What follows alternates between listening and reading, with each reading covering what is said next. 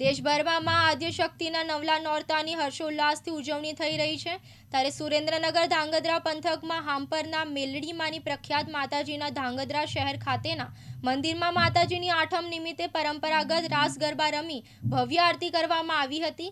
ખાસ કરીને 9 નાની બાળકીઓએ નવદુર્ગાનું રૂપ ધારણ કરી માતાજીને સર્વહિતાયની મંગલ પ્રાર્થના કરી હતી। અમારા ધાંગધ્રા શહેરમાં દર વર્ષે નવરાત્રિનું આયોજન કરવામાં આવે છે, જેમાં શ્રી રિદ્ધિ સિદ્ધિ સોસાયટીમાં હાંપણના વાવવાળા મેરડીમાના મંદિરે અમે છેલ્લા 5 વર્ષથી પરંપરાગત રીતે નવરાત્રિનું આયોજન કરીએ છીએ અને બધી જ દીકરીઓ ગરબા રમે છે, જેમાં બધી દીકરીઓએ આઠમના દિવસે નવદુર્ગાનું રૂપ ધારણ કર્યું છે અને લાણીનો ઉત્સવ પણ ઉજવવામાં આવ્યો છે।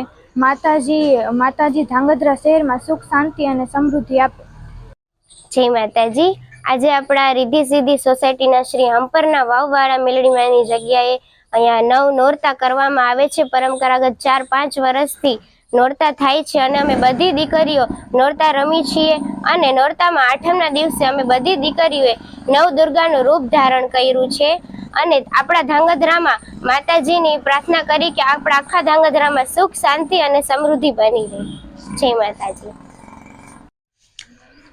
સમગ્ર દેશભરમાં નવરાત્રિનો માહોલ છે ત્યારે અમારા ધાંગધ્રામાં રિદ્ધિ સિદ્ધિ સોસાયટી ખાતે આવેલા અમારા હાંપરવાળા શ્રી હાંપરના વાવવાળા મેરડીમાના મંદિરે 9 દિવસ સુધી બાળાઓએ ગરબા રમી અને જ્યારે 8મા નોરતે નવદુર્ગાનું સ્વરૂપ ધારણ કર્યું, જે આપણે સમગ્ર ગુજરાતમાં જે અલગ અલગ તીર્થધામ છે, બહુચરમાં છે, આદ્યશક્તિમાં છે, ખોડિયારમાં છે, જેવા અલગ અલગ સ્વરૂપે દીકરીઓ માતાજીના નવદુર્ગાના સ્વરૂપે અહીંયા બિરાજમાન થઈ અને એમનો ગરબો ગાયો અને અમારા ભુવાશ્રીજી ભરતસિંહ બાપુએ એમને લાણી કરી અને પ્રસાદની વહેંચણી કરી, જેથી ધન્યતા અનુભવીએ છીએ।